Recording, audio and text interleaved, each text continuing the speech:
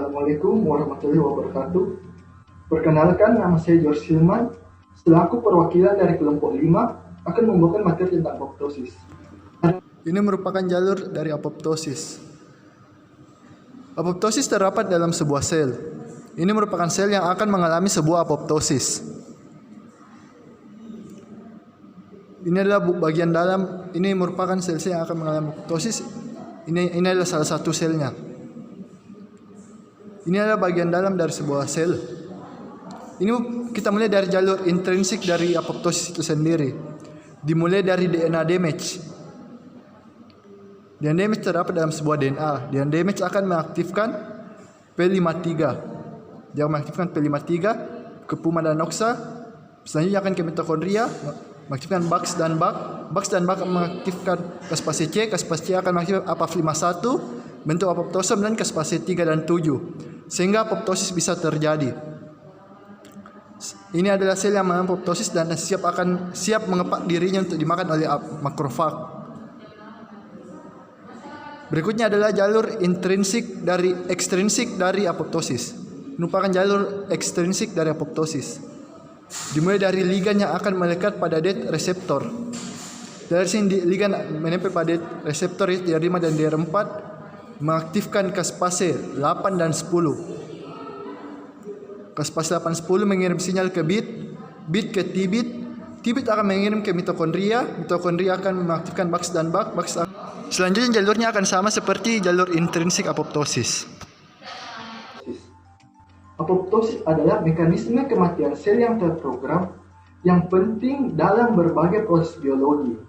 Apoptosis terjadi setiap hari dalam tubuh kita. Bayangkan jika apoptosis tidak terjadi dalam tubuh kita, sel-sel akan terus membelah, baik itu sel dan sel yang rusak juga akan terus membelah. Sel yang rusak akan terus membelah akan menyebabkan kanker. Itulah pentingnya apoptosis. Apoptosis itu sangat penting. Jika apoptosis tidak terjadi, maka akan menimbulkan berbagai macam penyakit. Sel dalam tubuh kita ada yang berproliferasi, lahir, dan ada yang mati. Untuk terjadinya apoptosis ada berbagai macam stimulusnya. Bukan asal mati saja begitu saja. Butuh sangat banyak stimulus yang sangat terkontrol ya. Kita akan beralih ke perbedaan apoptosis dan nekrosis.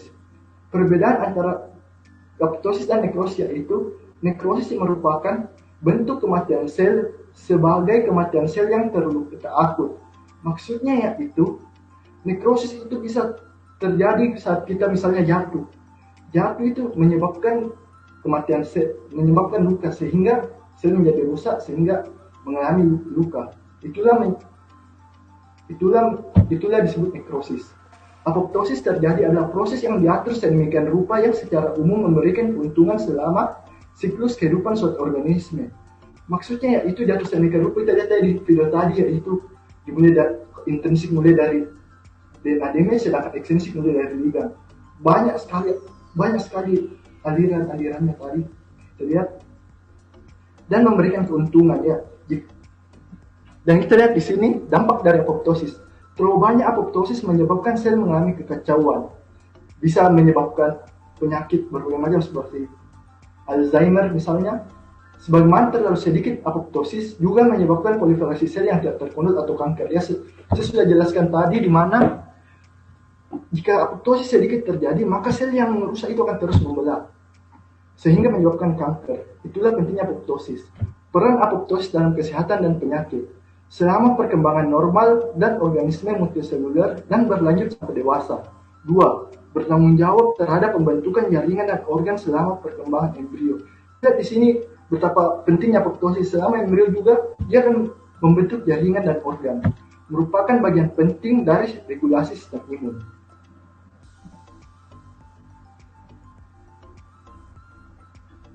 Peran apoptosis biologis. Apoptosis berperan penting dalam proses biologis. Apabila kematian sel terprogram tidak berlangsung sempurna, maka akan timbul suatu penyakit yang bervariasi. Seperti kanker misalnya, dia akan timbul jika apoptosis tidak berjalan dengan sempurna. Ya. Protein yang berperan dalam apoptosis, maksudnya ini protein yang menghambat apoptosis, yaitu protein BCL2. Berperan dalam mengikat apoptosis, yaitu protease activating factor 1 dan protein BCL2 berperan dalam menghambat jalur intrinsik dan apoptosis. Jika kita lihat di sini, dia berfungsi untuk menghambat apoptosis. Sebenarnya ini jelek. Sehingga kalau dia menghambat apoptosis, sehingga sel yang rusak tidak akan hancur, tidak akan mengalami apoptosis. Maka jika dia menghambat apoptosis, maka BCL2 dan BCL ini buruk sebenarnya. Ya. Pro dan kontra apoptosis. Antara pro dan anti apoptosis akan bersaing. Itu pro dan anti dalam pro dan anti apoptosis akan bersaing. Jika pro apoptosis menang, maka sitokrom C akan keluar sehingga apoptosis dimulai. Anti apoptosis menghambat agar protein BH1, 2, 3 tidak bergabung menjadi satu agar sitokrom C tidak keluar sehingga tidak terjadi apoptosis. Aktivasi apoptosis baik jalur ekstrinsik maupun jalur intrinsik akan berujung pada aktifnya caspase 3. Juga jalur ekstrinsik dan intrinsik juga akan berakhir pada mitokondria. Sebagai caspase eksekutor yang kita lihat di sini tadi, caspase 3 membuat DNA sel menjadi hancur. Apabila caspase 3 telah teraktivasi, terjadi determinasi tak terhindarkan, yaitu kematian sel akan terjadi. Jalur apoptosis. Ya, tadi di video sebelumnya kita lihat bahwa apoptosis memiliki dua jalur, yaitu intrinsik dan ekstrinsik. Intrinsik contohnya yaitu radiasi. Intrinsik bisa terjadi karena adanya radiasi, infeksi virus, growth factor, dan stres oksidasi.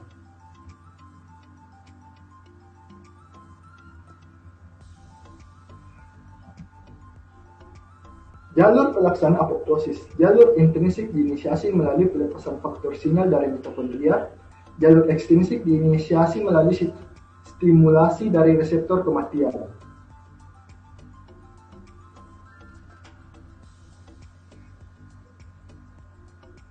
Jalur intrinsik apoptosis.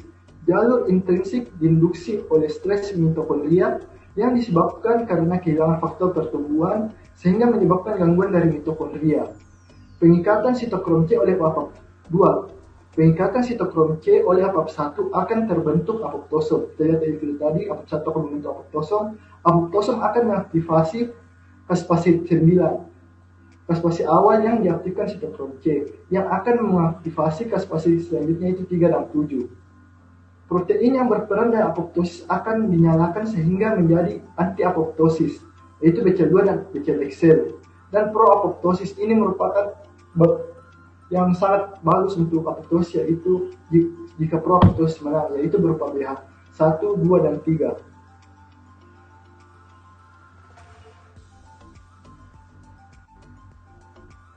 Jalur ekstrinsik apoptosis.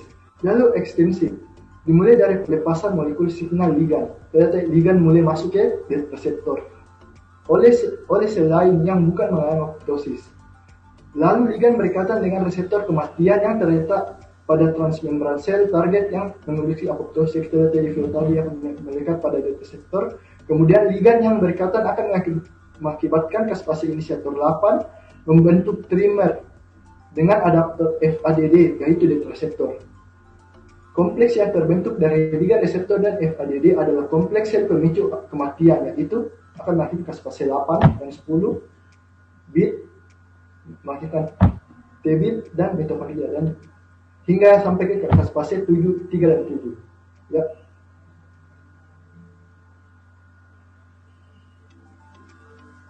Mekanisme apoptosis.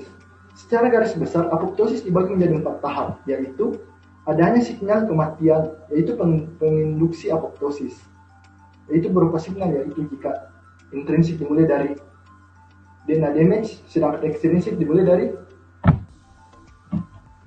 ligan.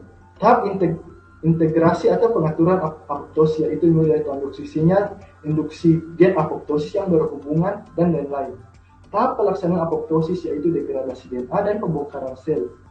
Selanjutnya akan berakhir pada fagosit, yaitu dia akan memakan DNA yang mengalami apoptosis. Protein-protein yang berperan dalam apoptosis. Protein BCL2 yang yang termasuk protein anti-apoptosis antara lain BCL2, BCL-XL, BCL2, MCL1, dan A1. BCL-XL terutama berperan dalam menghambat jalur intrinsik pada apoptosis. Ya tadi di slide sebelumnya kita jelaskan BCL-XL untuk menghambat jalur intrinsik apoptosis. BIT berfungsi sebagai link antara jalur ekstrinsik dan intrinsik dan mediasi pelepasan sitokrom C dari mitokondria. Ya. Cara menghambat apoptosis melalui ekstraseluler. Cara A yaitu meningkatkan jumlah protein BCL2. Kita lihat tadi BCL2 yaitu merupakan anti apoptosis. Sehingga jika BCL2 banyak, sehingga menyebabkan semakin banyak BCL2 sehingga apoptosis terblok. Cara B, mengaktifasikan BH3. BH3 merupakan pro-apoptosis. Jika BH3 diaktifkan, maka anti-apoptosis akan menang, sehingga terjadilah apoptosis akan diblok. Cara ketiga itu mengaktifasikan anti-IAPS, sehingga apoptosis tidak bisa diblok. Anti-IAPS itu berfungsi untuk memblok IAP. IAP itu berfungsi untuk memblok caspase, sehingga perlu adanya anti-IAPS untuk memblok IAP supaya dia tidak memblok caspase C. Jika anti-IAP diaktifasi, sehingga IAP bisa menempel pada caspase C, sitokrom C, sehingga caspase diblok, sehingga apoptosis tidak bisa terjadi. Ya.